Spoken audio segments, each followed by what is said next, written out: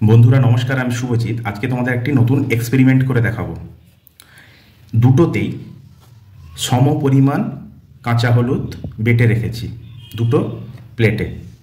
একটাতে দিব লেবুর রস, আরেকটায় দেব চুন জল মিশ্রণ।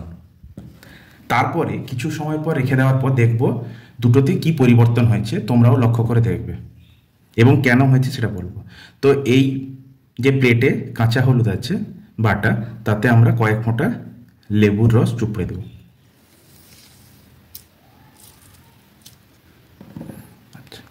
আর এটাতে আমরা চুন জল দেব।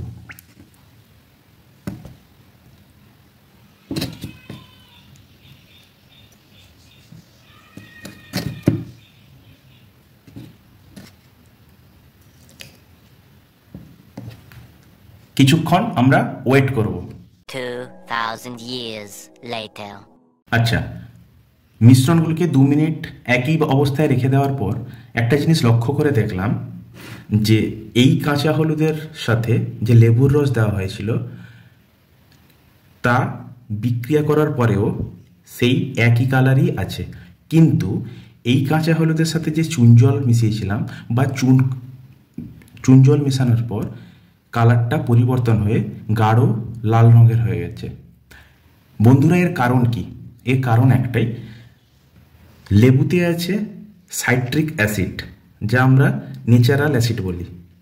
আর কাঁচা হলুদে আছে কারকিউমিন নামে একটি রঞ্জক পদার্থ, যা আমাদের শরীরের জন্য খুবই উপকারী।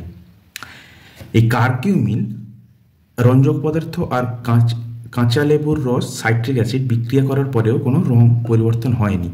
এতে আছে অ্যাসিড আর এতে আছে রঞ্জক পদার্থ। কিন্তু বন্ধুরা, এই কাঁচা হলুদের সাথে যখন আমরা চুন জল মিশিয়েছি তখন কিন্তু রং পরিবর্তন করেছে। কাঁচা হলুদের রং থেকে গাঢ় কালচে লাল রঙের হয়ে গেছে। এর কারণটা কি? না, কারকিউমিনের সাথে চুন জল, অর্থাৎ এটা একটি ক্ষার। চুন জলের রাসায়নিক সংকেত কি? CaOH2। কাঁচা হলুদের কারকিউমিন আর চুন জলের ক্ষার বিক্রিয়া করে এটি কালার চেঞ্জ করেছে।